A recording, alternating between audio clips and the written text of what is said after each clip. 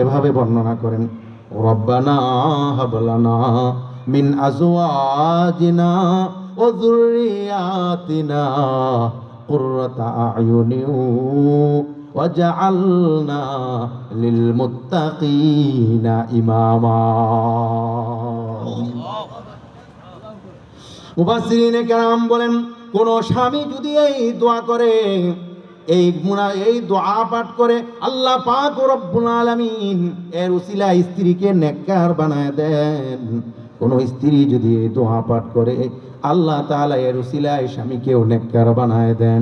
স্বামী স্ত্রী উভয়ে যদি এই দোয়া পাঠ করে, আল্লাহ উভয়কে নেককার বানায় দেন, উভয়ের মাঝে মিল মোহাব্বত তৈরি করে দেন। শুধু তাই নয়, এই স্বামী স্ত্রীর মাঝে আল্লাহ তাআলা যেই সন্তান দেন, ওই সন্তান হয় এমন নেককার যার দিকে নজর দিলে চক্ষু জুড়িয়ে যায়।